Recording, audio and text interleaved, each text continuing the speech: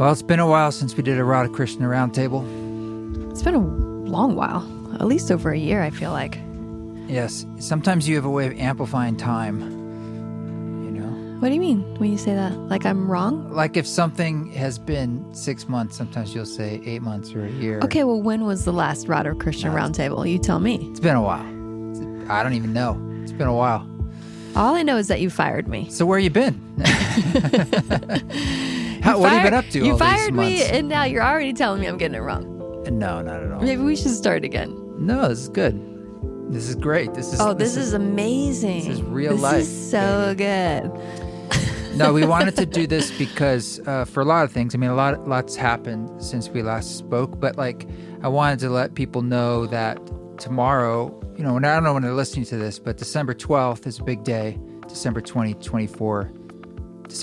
2024, because it's our first online window to see the film Music for Mushrooms.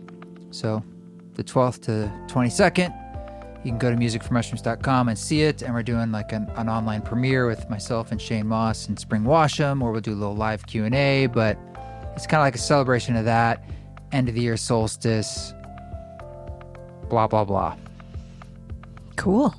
I mean, nothing's really happened in the world since we last spoke. You know, just like an election and nobody wants to talk about it. Everyone's just like... Everybody's exhausted, including myself. I've been wearing overalls every day since then, as people can see right Trad now. husband. Yep. Yeah, I think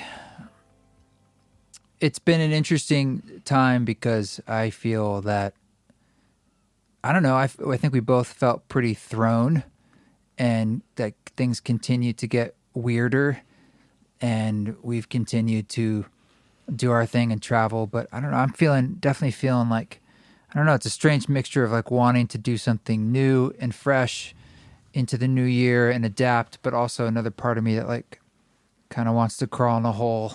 I would go with B, the hibernation. Yeah. You know, that's kind of like what's happening seasonally is crawl in a hole time.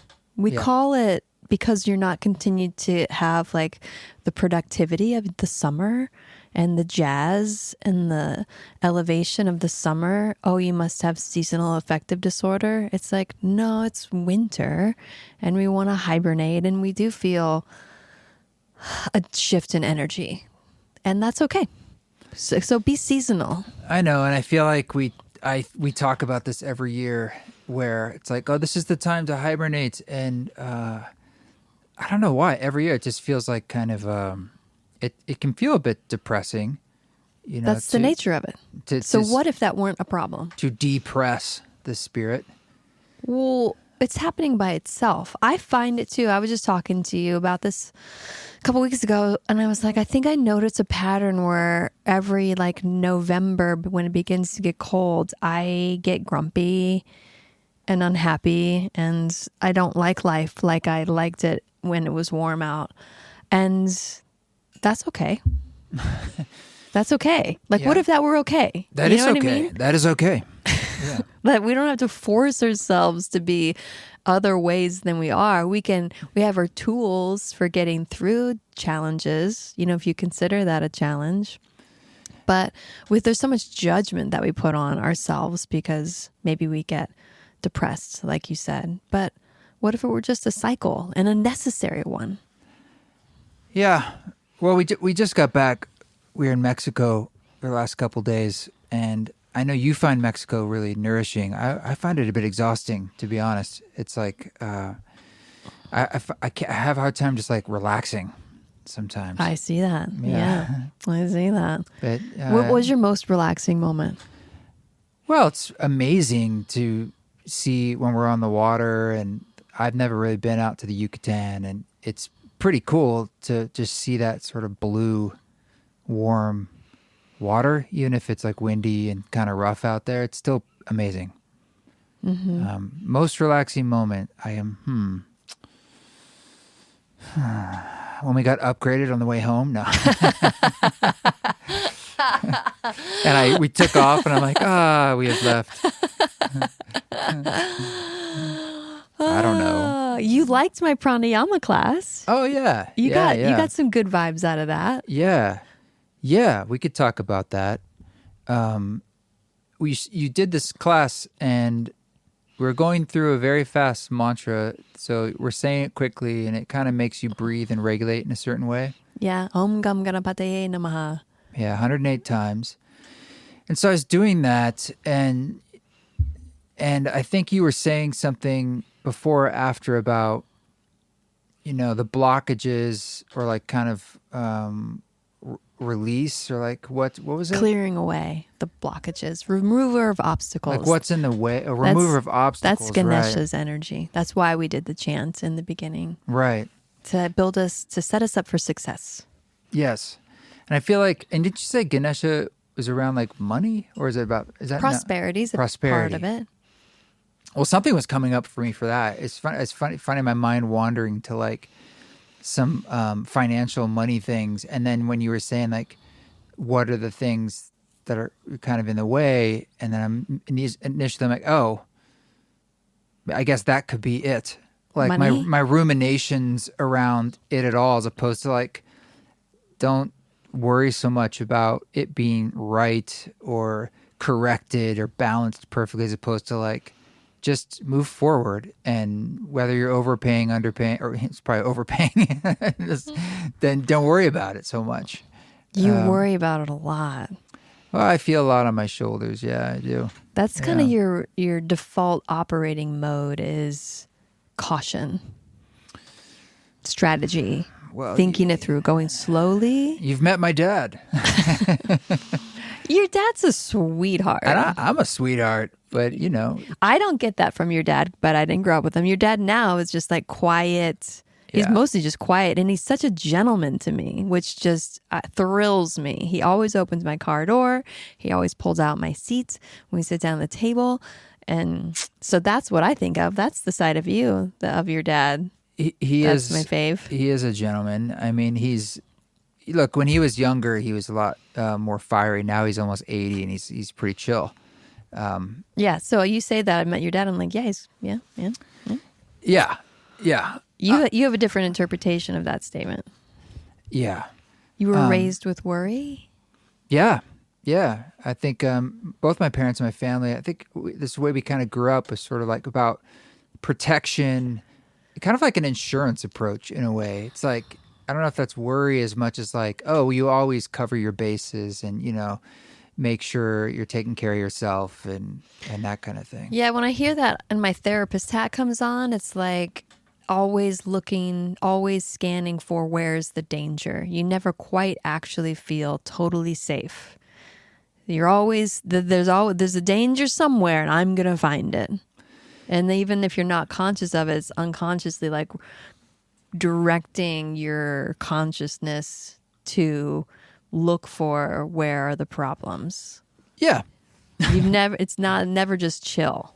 But, it's interesting. Like, I also feel like the way we're brought up is there for the soul then to have the obstacles to work with. And so that then brought me into life wanting to rebel against that in a sense. And like, I want to take more risks than I feel like my parents did or my family did, even though like, my default would be to not. Actually, that's part of what has helped me or given me the drive to lean into like basically doing what I do, which in a lot of ways is a lot of risk. There's a lot of I said taking this to leaps. you yesterday when we were going through TSA, which is a very common experience for us. And you've got your carry-on with your cables and your boomerangs and your like primo sound equipment gear, and this one carry-on. 99.9% of the time you get flagged. They go through it. You have to repack it. So I was watching you repack it, and I thought to myself, and I said this to you, there could only ever be one East Forest, because most other musicians wouldn't allow themselves or be able to go through that kind of hassle that it takes for you to perform live. It takes so much to perform live that people have no idea about. But because of the meticulous way in which your brain works, risk assessment, and how it has to go, and you're like, just like this, and you've got it dialed, you can do what you do. But it is a stressful, you don't just float in like a DJ and his flip-flops. I wish. You know? But then you can create the art that you create. Speaking of flip-flops and floating in, when we were down there in Mexico, I was going down to set up for my set, and I realized it was on a beach, like literally, which is my worst nightmare because I'm like, oh no, the sand. And I was like, what do I do? Like all this live equipment that goes on the ground, and there was a stage, but it was covered in sand. Yeah, there was an elevated stage. And it's windy. Yep, and you're right by the ocean. And I'm just thinking like, oh man, is this going to be one of those situations where like little bits of sand are falling out of the pedals for what like happened 2 when years you later? opened your keyboard case today? I haven't opened it yet. Okay. Yeah. I opened my suitcase and there was definitely some sand. Oh, seriously? Yeah. Your suitcase wasn't even on the beach. You know what I mean? Like, that's my... I think it's sandy clothes, though. Oh, yeah. It's got to be something like that. Yeah. But sand is insidious. Oh, my God. It'll worm its way in. The only thing worse would be like if it was like a stage covered in glitter, you know? Ooh, yeah. And I'd just be like, this is why I can't play at Burning Man. Yeah. The dust, the playa. But, okay, well, so you were thinking about... We were talking about risk and how I just was going to say that, like, how you grow up, it serves a purpose. Like, it's all like the great setup. And so I'm grateful to, the way I grew up. But also, like, you and I fit like a lock and a key that way because, I mean, it might drive you nuts sometimes, but it's also bringing in an opposite polarity of, what's a better way of putting it besides caution? You provide a very securing energy to me. It's very masculine. Like today, I went to the shop to get snow tires on, and you were going to come pick me up. And when I went there, they said, oh, you have to replace them. And I'm like, yeah, I didn't want to tell you that, but when I pulled them out of the basement, I was like, these should not be going back on the car. Well, you didn't. He told me. And then I said to the guy, well, I can't make this decision without talking to my husband because he's going to want to look at all the options. And then I called you and you did. Immediately, you called all the different places, got the different brands, and I got the different quotes. And that's where you excel. So what do you provide for me? You provide that. I love that. Well, that's my dad right there. I'm so grateful. And then you were like, this is the choice you need to make. I'm like, I will then. I feel good about it. I recommend choice B. It is good value, decent reviews. Yeah. Yeah. I can get behind it. So it's pros and cons.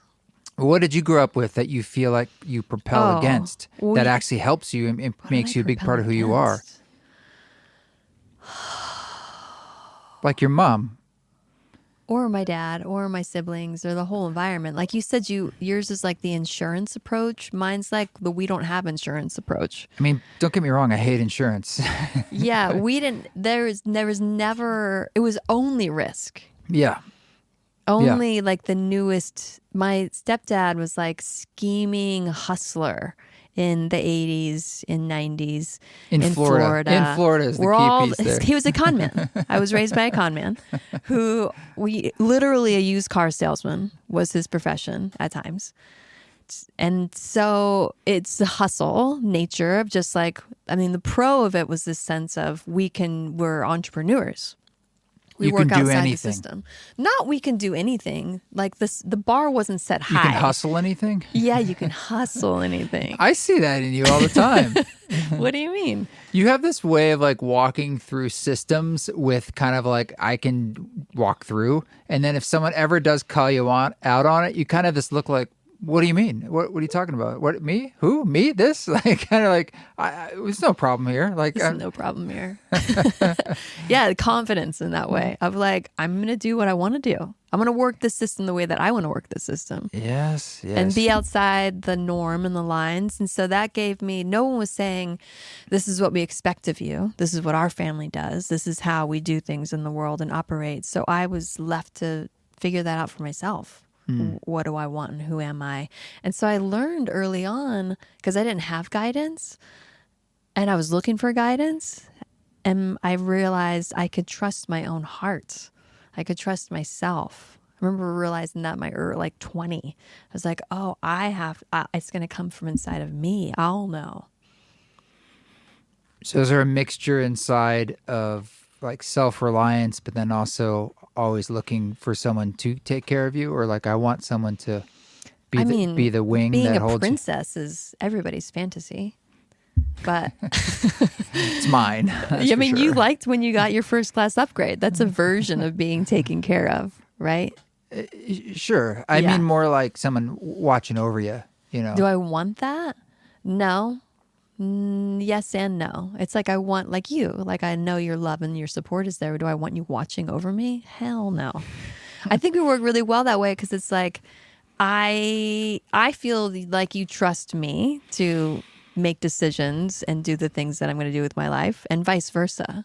You know, like I often inform you about like, hey, I've got this idea and this is the action I'm taking. You're like, okay. Yeah, I'm not going to get in the way of some of those choices. I've learned that over the years. But I like doing things together and I love collaborating. Yes. I do. I Yeah. like that sense of teamwork. Yeah. Well, we're going to Esalen, and that's something we've been doing together for several years now. By the way, reunion sold out Awesome. or High five. filled up. Yeah. So I'm looking forward to all those wonderful people.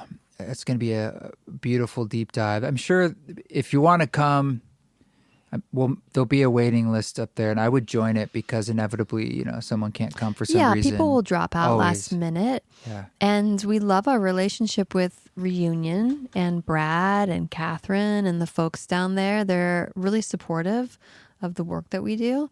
So hopefully, you know, there'll be one again in 26. Yeah. So it's the end of the year, and it's been a pretty wild year. What is something that you're looking forward to or loosening the grip on moving ahead here? We talked about this a bit a couple days ago in Mexico, Well, yes. where I think you were talking about, on one level, not wanting a lot of change that you create because you kind of feel like the world is definitely going to keep changing. So sort of like Yeah. admiring and valuing certain stability that exists. I think for us and our culture in particular, we're not good at tending to our creations. We live where it's like on to the next thing, on to the next thing. What's new? Consume, consume, consume. And I appreciate and value my life right now as it is in this moment and the different things that I'm involved in and doing. And so it's tending to and nurturing those things more in 25 versus feeling the need to like whatever or bring in the next new thing. I want to enjoy what I have because, to your point, I said the world could change. I'm not taking it. I don't want to take it for granted it'll that this change. stability that I have in my life right now will continue ongoing. But if I can get another year out of a sense of stability and flow, great. I want to just like, I just want to enjoy that. I really do. I don't want to be pushed by a sense of more for any reason because I'm so grateful for you and our health and the children and their health and home and work and life and outlets and freedom. Benji asked for Christmas. You asked him what he wanted, and he said a 3D printer. We were like, well, first off, first thing that came to mind, of course, was like, what do you want to make? What is the thing? What do you think? I think he thinks he'll be able to print an iPad or something, or an iPhone. All I think of with 3D printers, and I could be wrong, are like plastic tchotchkes. Like it's just like plastic sculpture tchotchkes. What does it do? Things. I mean, that's a thing. But what else does it do? I don't know. Like this is. I know make gun parts. Apparently, you can. Yeah. You can make parts that become other parts into. You can make tchotchkes. I think it depends on what material it's printing with, but I think a lot of them are sort of like a plastic or a resin, I'm guessing. Yeah, we don't need more plastic in the world. No, and we definitely don't need more tchotchkes. Not in this house. No. God. We were down in Mexico, and I would point to a store and be like, oh, don't look, there's a tchotchke store. And you're like, oh, I bought such and such at that store like X number of years ago. Like, and it's hanging in the mudroom. You've already been love there. it. Yeah. I didn't buy any new things. That's impressive. That is really impressive. Or no shells came home with me. That's good. They shouldn't. Yeah. No, they shouldn't. They should not. I should have a return of all the shells to all their homes across the globe. God, that would take a lifetime. Yeah. Do you know where they're all from when you look at a little shell? Sometimes. So I have a question for you, without disclosing anything confidential. I'm just curious, like in the work in the ketamine clinic and so forth, are you seeing any trends of what's coming up for people, or, or sort of almost like a collective edge of humanity right now that you're kind of seeing psychologically or in the soul space, or common ground? There's a lot of common ground. There's a lot of brave souls. I feel like everybody that comes into the clinic, they're really brave for making that choice. Here's a good starting point. Like, is there common ground of what brought them in a way? Is it usually the last step, the first step? Or is there a desperation or not at all? Yeah, there's a sense of desperation. There's a deep desire to feel better. There really is. I saw a guy today, and the last time I saw him was 3 years ago. We did a series, and then before then we'd seen each other too. So we saw each other quite a bit 3 years ago, and he reached out. He's like, I want to come back in. And his intention was to just be happy. I want to be happy. I want to enjoy my life. And I think that's the common thread underneath it all. People want to be happy, and they want to enjoy their life, and they're not. They're depressed, they're anxious, they recognize ways in which they're maladapted to their lives because of their past or history, and they want to get better. People want to feel better, and they don't feel good. And then there was a woman I was talking to today. Some of the things that she was describing in her personal life, I felt like were also, as a woman, me relating to her and what she was sharing. It's transgenerational too, and ancestral is one of the common threads, like particularly with women, is like the anger that we have towards men, no offense, or the patriarchy or systems of oppression. And the tolerance level for that is quite low, or at least it should be. And then, what do you do with that? What are they doing with it? Is it just processing it? Is it about like feeling it and talking about it, or? Well, it's multifaceted. Some things are quite specific to an individual and the things that they've gone through. So that's processing that and working with those traumas. And then on like the larger level, particularly with, the masculine, feminine, non-gender, a little bit gender too. And this comes up for me in my own life and my own journeys and way of being. It's like how asleep have I been? How much more can I wake up? How much of my shadow am I not even aware of? And because of the election that just happened too, and the like rise of like the most disgusting underbelly of patriarchy, it's terrifying and so disheartening and so disappointing. But I have a sense that there is an equal, like, fuck that. But will that lead to action or change? I don't know. I mean, a lot of people so far, I think, have been a little bit despondent, I should say, in the quote opposition, of just tired. I think there's a feeling of a little bit of just like screw it, or stick your head in the sand. Intentional to have an election in early November, where after the election we'd go into like the hibernation. But I mean, no one's like, I don't know. Has anyone got any November? No. Versus like seasonally, like versus having an election in the spring or an election in the summer. Imagine if we had the election like the height of summer, and people's energy might be hard to get people in the polls alive and activated. Like if there'd be more of a, I don't know, spirit behind it. It's just like every year you elect like a Jimmy Buffett gets elected or something. It's just like good times, guy, gal. Hey, let's try it. Let's try. I think some people think that's what we're doing right now. What? Good times guy? Yeah, some people on the other side. Certainly they not just think good he's times. funny. They're just like, this is like, it's a fun It's show. a rude awakening. They're Buyer's like, I binge remorse. watched this show. Buyer's remorse is coming fast, folks. Yeah, well. If you can't tell how we feel about the current political situation. Not that, I mean, like, I feel like all of our options are not great. It's just like, They're not. it is, though, like a bad TV show because it's like, I'm not really crazy about any of these characters. It's not like you got to find, like, if you're watching 90210 or something, like, who's the person that you're into? It's like, okay, that's the one I like. So who were you into? None of them. You didn't like any of them? Oh, 90210, you mean? Yeah. Gosh. You were a Kelly guy. I can tell. Oh, he was the blonde dude? No, I'm talking about women. Oh, who's Kelly? Blonde? She's the blonde one? Like a little petite blonde. What was Shannon Doherty's name? Shannon? I don't remember. That was filmed at Or Tori. my sister's college. I actually remember going there and seeing them like film. Tori Spelling. No way. You're kidding me? Please. Yeah, I'm pretty sure you were into the petite blonde. I'm going to cast type you. All right, I don't remember. I don't know why we started talking about 90210. Flavors. 3D You printers. have to find your Somehow way when you talk in. about 3D printers, I don't know.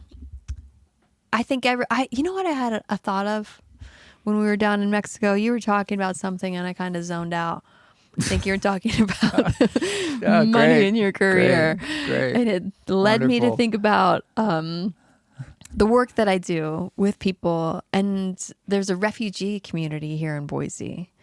And I was remembering when we were in Jamaica last year and there was a man from Barbados and he was like, excommunicated is not the right word, but I think we were having a conversation. A refugee? Yeah. Yeah, from Barbados. I think we were talking about Syria when we were having this conversation. Anyways, and the level of pain and trauma and sadness that he was expressing about having left his home country, not being able to go back. Thinking about the refugees here, too. Just how powerful work like that would be. you mean to work in those communities? Yeah, to work in those communities. Yeah. To work in those communities. Yeah. Mm-hmm. Do it. And I watched on the flight home the movie The Lost Children.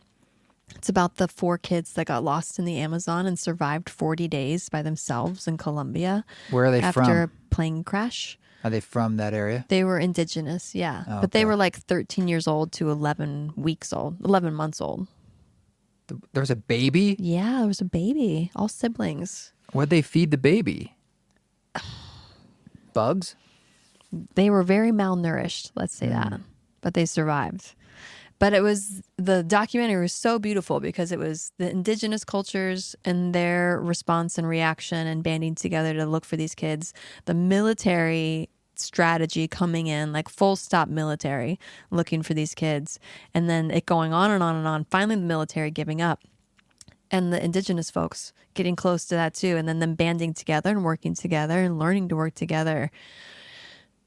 And they hadn't done that for like 50 years. And they were both very distrustful of each other. But then like the level, it was mostly the men on both sides, like grown men, taught like the level of emotionality and sweetness and purity from the military to the indigenous folks that they were expressing was just so heartwarming, so sweet, so beautiful. And then at the end, them having found the kids, their connection to each other, again, the military to the indigenous folks was, and then the military guy, one of them saying at the end, like, if I could turn in all my gear and all my camo and all my things and just have peace, he's like, all I want is peace. That's all anybody really wants. Exactly. I mean, really, we all want all peace, external and internal. Yeah. And some of us don't even recognize that we really just want internal peace and what that even means or like how you'd even go about it. And some people think the way to go about it is control, typically, and control of others, your environment. Control of yourself. Right. Yeah, that's like the idea that everyone wants to be home with God, whether we know like that. There's only one show in town. But for a lot of us, we can't even name that or know that fully, but we're doing it. in our maybe maladapted ways, but hey, all choices are valid, and that is the way home ultimately for everybody. But it's like if we could have a recognition or an ownership of kind of like what's going on, like what is that feeling inside, that yearning, and in a sense, if you could peel back the layers more, you might be able to have a more direct path. Say that in a more succinct way. Did you zone out? No, I was really trying to follow you. I'm still thinking about how you were like, yeah, you were saying something, I wasn't listening. And then this idea came up. What were you? I really wanted to get what you're saying now, though. Well, in like a just clear, succinct okay. way. Everyone wants to return home to the source. And so everything we do in life is essentially a different kind of method to do that. But for most of us, it's unconscious. Yes. And if we could bring more consciousness to what we're really yearning for, perhaps we could do a better job at really satisfying that urge instead of like looking for it perhaps in places that are either ephemeral or temporary or misguided. Like you're saying, you're trying to control something, control others in order to find inner peace, or not even recognizing that you want inner peace. Well, what is innate in the human experience is a sense of separation. So the opposite of peace is separation, was the way I was just processing it. Like we want peace, we feel separated. And if we could reunite or reconnect, that's what gives us that sense of like, oh, that's what makes us, I mean, that's what psychedelics do, right? Exactly. They give you that reunion. And polarity is different than separation, where there's opposites, right? Equal and opposite energies that need each other, but the separation's like a above or below or othering, other than, and then that's where we get into trouble.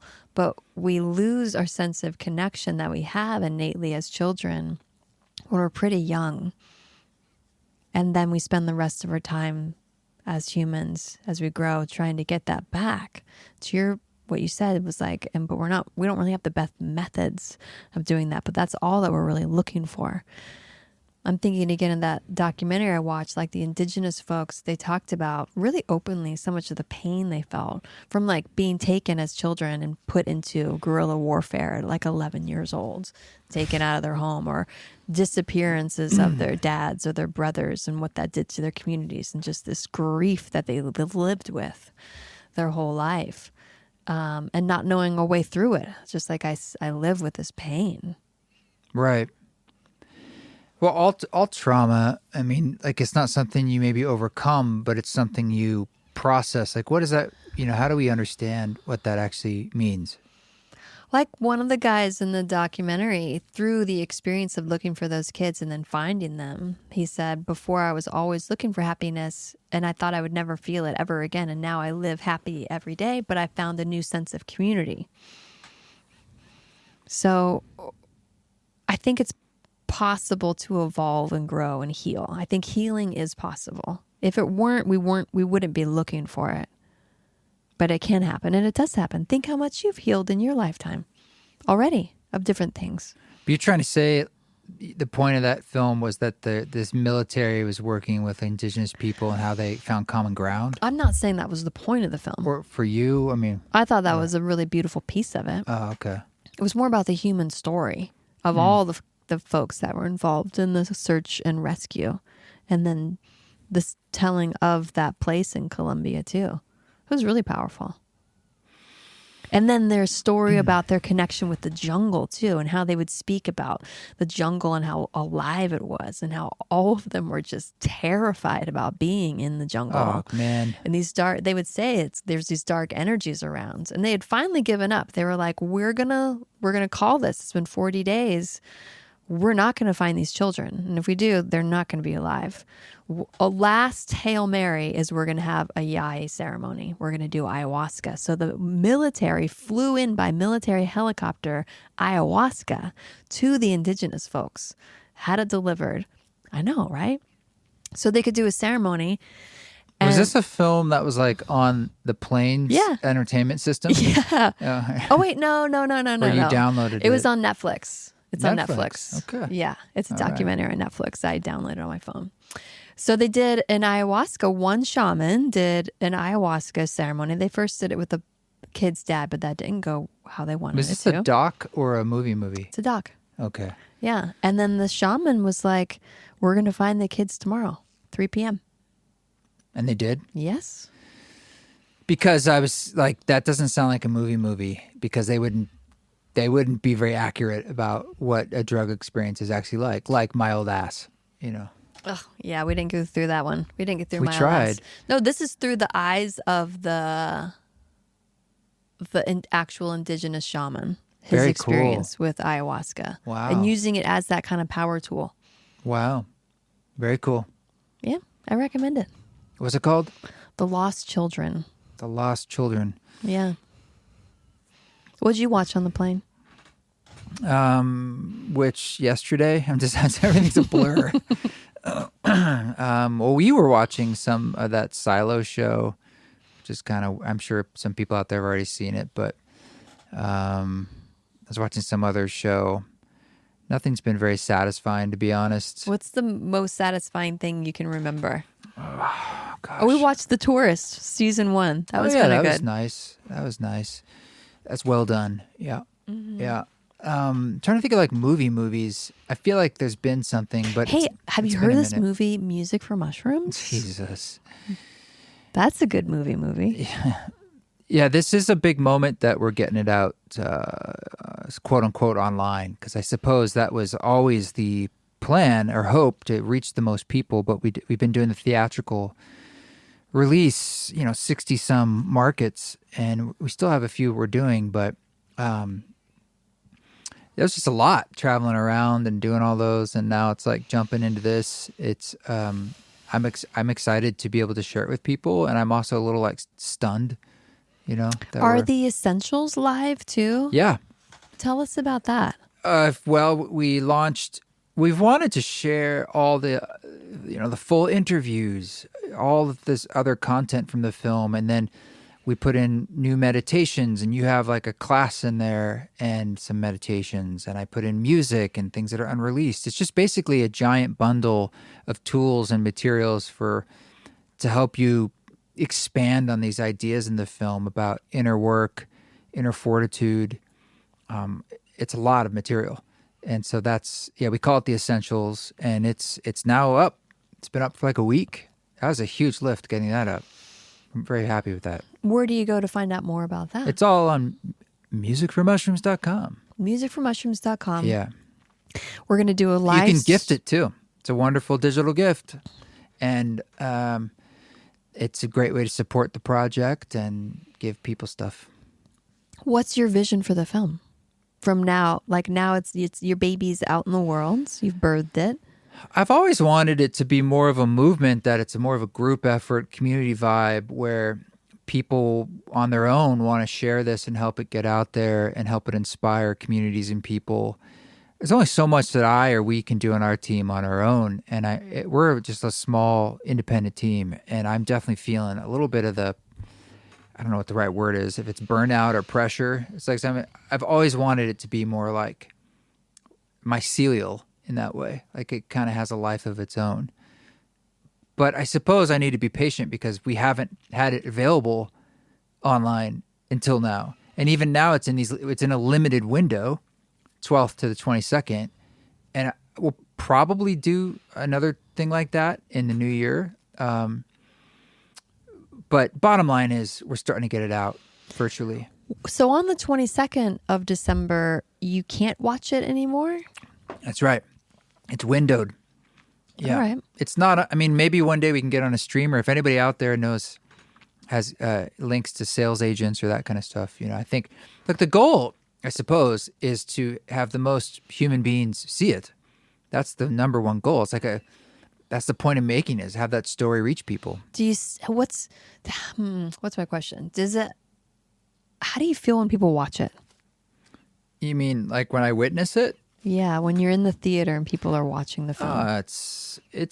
I was still kind of stunned that it is happening, and then it helps me have beginner's eyes to see it through their eyes, which is always fun. But if I'm in a theater and someone's they get up to go to the bathroom or something, it makes me nervous. I'm like, where are they going? And like, or if the projection's not right or the sound isn't right, it's hard for me because I can't do anything about it. Whereas what I'm used to performing, where it's a dynamic live thing, and this is kind of like a fixed medium, and which is kind of the greatest thing about it. But it's hard when there's something you can't really adjust. So for me, that was always a little tough. What's done is done. What's done is done. There are some wild experiences out there that we don't have to go through, just like, crazy projectionists or like weird places that it's just like that. It was a pretty wild ride. I loved going to the theaters. I'll look back on it and just being like, remember when we had a movie in movie theaters, and like that was so crazy. Like so cool. So cool. So yeah, cool. I'm proud of you. The last time we saw it in Vancouver, I remember leaning over to you in a scene where it's a close-up on your face, sitting on this couch right here, like really tight. And I was like, look how big your face is. Isn't that crazy? Your face is like 50 feet tall. It's so big. That's your like, head just is so soak big. this in, Radha. Your giant face. I don't know if you're going to see this again anytime soon. Yes, seeing myself on the screen doesn't make me nervous, doesn't make me feel weird. It's just a trip. I was like, check this out. Like, it's fairly neutral, which is interesting. I don't know. I think I just hold such a bigger perspective for all of it, taking in the whole film, that when I'm on screen, I don't know. It's just a part of the story. Yeah. But it is cool. Yeah. And unique. And I feel really grateful. And I know it's an experience that most people will never have. Yeah. Also starting to release new music. So the first single now is out for my next record called Lovingly, a soundtrack for the Psychedelic Practitioner Volume 3. So it's the third in my series. You've been sitting on that title, Lovingly, for a long time. Yeah. Yeah, there were other titles that were swimming around. I mean, this album's taking like over 4 years to put together. It's a beast. It's 6+ hours of music from ceremonies over the last 4 years. Incredibly challenging and time-consuming to put something like that together because of the length. So the first single now is out called Old Dream, which is from Esalen, that song from the ceremony there. How many tracks did you say? 21. 21? 6 hours, 15 minutes. I don't know if I'm going to do another one of these again either. This might be the last, like, Mondo in this way, this format. When's the full album coming out? Valentine's Day. Oh. 2025, yeah. And there'll be a second single in the end of January on the 30th. Okay. And that's for people to journey to. Yeah. So it's interesting because it's kind of the musical answer to the exploration, the central exploration of the film, right? Like this is sort of like a tool, a central tool to use to do this inner work. And it's just, I don't know. It's like, you don't have to talk about it too much. It's just like, I've got an idea for you.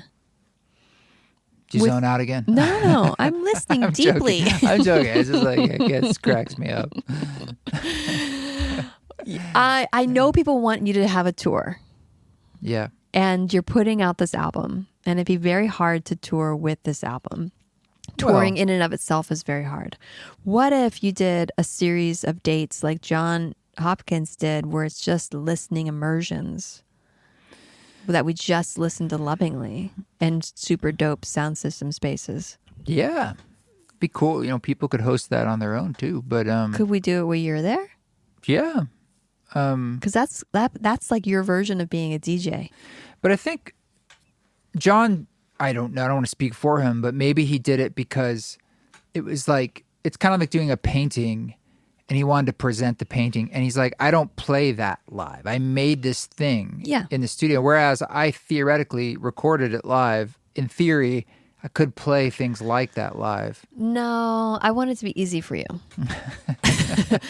I want you to host listening experiences. You're right that playing it all live would most definitely not be easy. No, Yeah. you would be so stressed out to get it Well, to sound exact like you No, did. I would never do that. The point would be because it's improvised work in ceremonies. I mean, the point would be to do improvised work, I guess new you work. could do a lovingly tour where you play a few of the songs, because that's 6 hours. You're going to whittle it down to 2 or something like that. Yeah, and if you think about it, like I've played, there's a song called Always from Music for Mushrooms, the first volume, and I play a version of that sometimes in my live set. Yeah, I And know. that's so, I mean, it's like I worked it up. It was interesting though, because you have to learn it.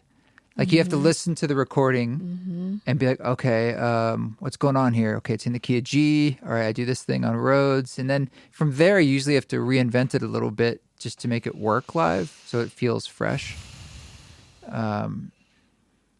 But anyway, that's coming out. Cool. Or it's out. Parts of it are out. And that's, I was going to say, like, parts of that mother record, Lovingly, are on the soundtrack as shorter versions. So some of the songs that are on the official documentary soundtrack are on Lovingly, just the full Blossom, the full versions. Like A lot of them, all of them, except for the talkies. I was going to ask if the talkies were there. No, Okay. no. Well, I've been using the soundtrack, the Music from Mushrooms soundtrack, the past month in my ketamine sessions. I reordered this track listing just slightly, How dare you? and it works really well, and people love it. That's cool. It's a good length for ketamine. It's about an hour. Yeah, it's Yeah. just right. It's just right. The infusion starts. I start with Highest Truth. That's the first track. And then the talkies are a couple down. And then it ends with the one where you're open Open wide? wide. It's beautiful. Yeah. It's got like a little bit more energy to it, some of those songs, than like Spores or Music for Mushrooms or even In. Yeah, I You know? mean, it's an evolution of the work. I would hope it's grown or different in that way. As that would be kind of weird if you're like, when was Music for Mushrooms? 2018 Yeah. is recorded. So I mean, I would hope that things have evolved. Yeah, so I don't know. Maybe you can hear in my own voice. I'm a little tired just from all of the travel, all the things we've been doing. But And you made a film. And you were Yes. in labor with the film for a long time. and now we're still pushing that baby out. Well, tomorrow night, pop. Yeah. Well, when this comes out, yeah, whenever you're listening to it, if you've listened to this later in time, you can still, there'll be another time to see it. Just sign up for the newsletter and let us know what you think. Thank you for the support. Thank you, Radha, for your support. And is there any final things you'd like to say about, I don't know, end of the year, looking back, that you're grateful for, or something you're just like, I just want sayonara. everyone to be gentle with themselves. If you want to hibernate for the winter, just hibernate for the winter. If you're feeling a little lethargic or tapped out for a while, that's totally fine. Rest up, enjoy your favorite people. Ice cream and yoga is your prescription. Maybe like Candy canes. bone broth. And It's cold out. sleeping late and biomats. Yeah, that's it. That's it. Just take it easy. It's all good. We're all going to get there. May we all be blessed to have some moments to be able to take it easy. And Yeah, yeah. it is a privilege. All right. And I love you. Grateful for you. Thanks for all the amazing experiences we've had this year together. You're welcome. I love you too. And we'll catch all this. We'll keep going and continue the conversation. God willing, another year, 2025.